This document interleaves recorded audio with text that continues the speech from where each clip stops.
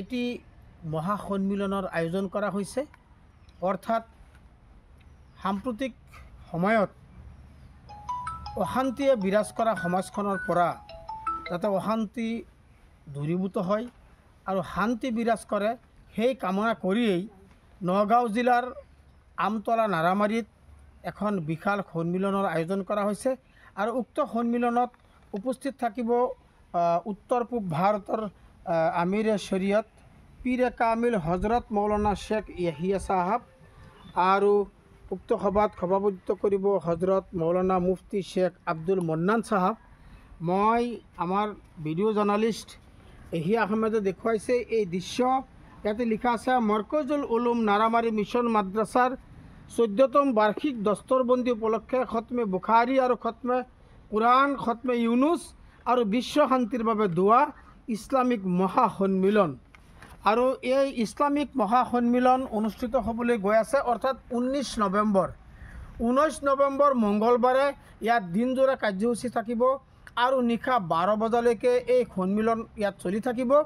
আৰু ইয়াত প্ৰায় লক্ষাধিক ধৰ্মপ্ৰাণ লোকৰ সমাগম হোৱাৰ আশংকা কৰা হৈছে। আৰু ইয়াতে দেখা গৈছে প্ৰতি বছৰেই এইখন হৈছে নাৰামাৰী মৰকজুল উলুম মিছন মাদ্ৰাছা। এই মাদ্ৰাছাখনে প্ৰত্যেক বছৰেই এনেধৰণৰ সন্মিলনৰ আহ্বান কৰে। আৰু ইয়াতে এই বৃহত্তৰ অঞ্চলৰ নগাঁও জিলাৰ উত্তৰ পশ্চিম অঞ্চলৰ পৰা যিমানখিনি মাদ্ৰাছা আছে, পৰমাবিতি দাৰুল হাদিছ মাদ্ৰাছাকে আদি কৰি ইয়াত যিমান ডাঙৰ ডাঙৰ মাদ্ৰাছা শিক্ষানুষ্ঠান আছে, সেই মাদ্ৰাছা শিক্ষানুষ্ঠানৰ পৰা অভিজ্ঞ আলিমসকল, উলমাসকল, মুফতিসকল, মৌলানাসকল, পৰহেজগাৰ, মুত্তাকিন এওঁলোক আহি ইয়াত সমাবেত হয়। আৰু ইয়াত এখন ডাঙৰকৈ দোৱা মেহফিলৰ আয়োজন কৰা হয় আৰু বিশ্ব শান্তিৰ বাবে ভাতৃত্ববোধ যাতে অটুট থাকে তাৰ বাবে ইয়াত দোৱা মেহফিলৰ আয়োজন কৰে। ঠিক এই বছৰো দেখা গৈছে অহা 19 নৱেম্বৰ মঙলবাৰে দিনজোৰা কাৰ্যসূচীৰ ইয়াত বিভিন্ন ধৰণৰ এজেণ্ডা ইয়াত প্ৰিপেয়াৰ কৰা হৈছে আৰু নিশা 12 বজালৈকে এই অনুষ্ঠান চলিব।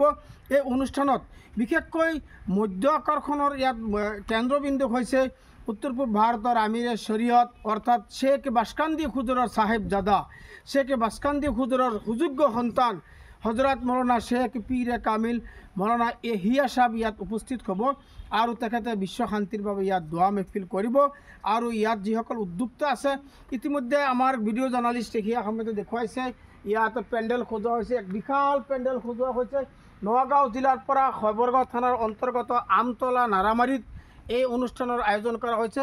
ব্যাপক প্ৰস্তুতি চলোৱা হৈছে। মই পোনে পোনে জানিবলৈ চেষ্টা কৰিম ইয়াত কেইসকল আছে, মই পোনে পোনে জানিবলৈ চেষ্টা কৰিম এইখন অনুষ্ঠান যে ইয়াত হ'ব আপোনালোকৰ উদ্দেশ্য আৰু মনস্কামনা কি বিষয়ে খন্তেক ক'ব নেকি?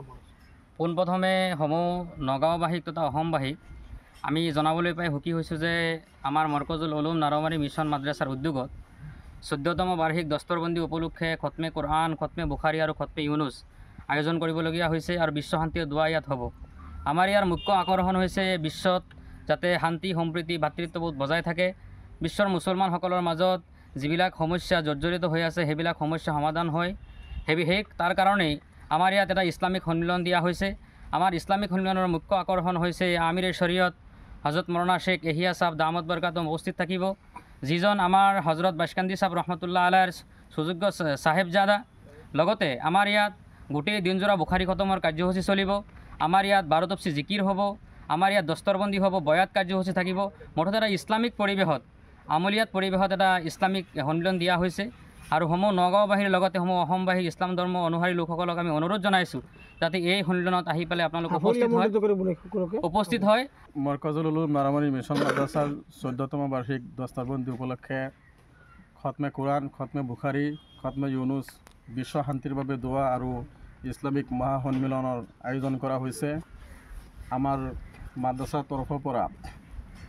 আৰু এই মহাসন্মিলনৰ উদ্যোক্তাসকলৰ তৰফৰ পৰা দৰ্শকসকলক ইয়াত আহি সকলোৱে দোৱাত অংশগ্ৰহণ কৰিবলৈ আমি আহ্বান জনাইছোঁ আৰু বিভিন্ন ধৰণৰ সহায় সহযোগিতা আগবঢ়োৱাৰ বাবে আমি আহ্বান জনাইছোঁ।